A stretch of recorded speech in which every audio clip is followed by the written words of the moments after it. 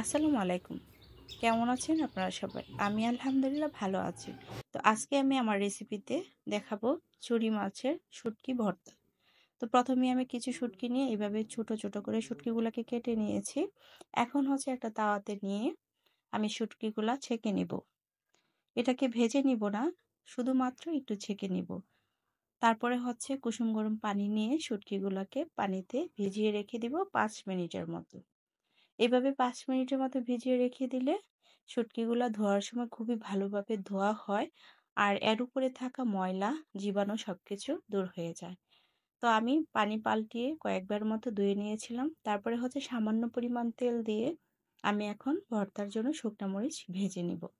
তো শুকনা মরিচগুলোকে আমি এভাবে মাঝখান দিয়ে একটু ভেঙে মরিচের বিচিগুলো বের করে নিয়েছি। এতে করে মরিচগুলো ভালোভাবে ভাজা হলে দাঁতের নিচে পড়লে খুবই ভালো লাগে খেতে।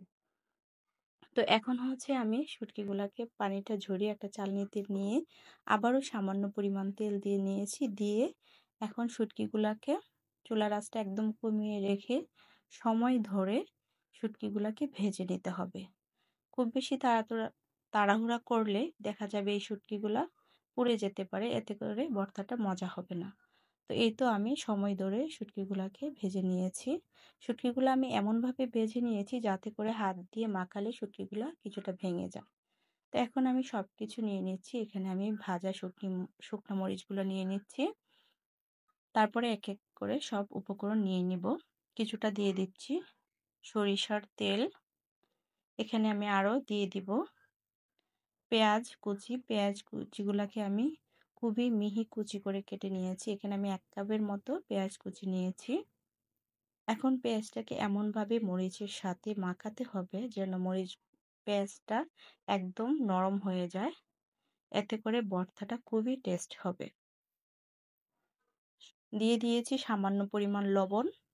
এখন আমি যে উপকরণটা দিব সেই উপকরণটা দিলে এই চুরি মাছের শুটকি ভর্তাটা খেতে ঠিক লাগবে কক্সবাজারের চুরি মাছের শুটকি ভর্তার মতো।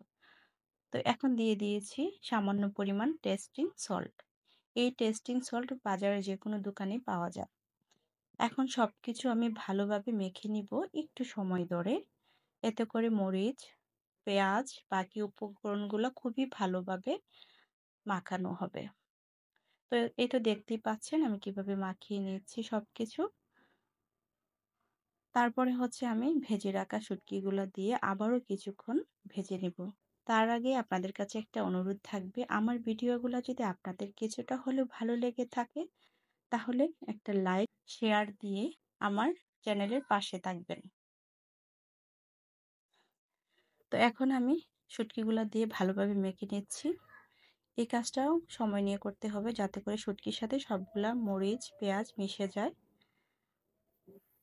তো এই তো দেখতেই পাচ্ছেন আমি সবকিছু মিশিয়ে নিয়েছি। আমার ভর্তাটা প্রায় হয়ে গিয়েছে। এখন হচ্ছে আমি দিয়ে দিব সামান্য পরিমাণ লেবুর রস। এই লেবুর রসটা দিলে ভর্তার টেস্টটা আরও দ্বিগুণ বেড়ে যাবে। এখন রসটা দিয়ে আমি আরও ভালোভাবে মাখিয়ে নিচ্ছি। এইভাবে একদিন শুটকি ভর্তা করে খেয়ে দেখবেন কতটা মজার হয়। পুরা ১ প্লেট ভাত খাওয়া যায় শুধুমাত্র এই ভর্তাটা দিয়ে। আপনাদের কমেন্ট আমার পড়তে খুবই ভালো লাগে। তো আশা করি আপনারা আমার ভিডিওতে একটা কমেন্ট করে যাবেন।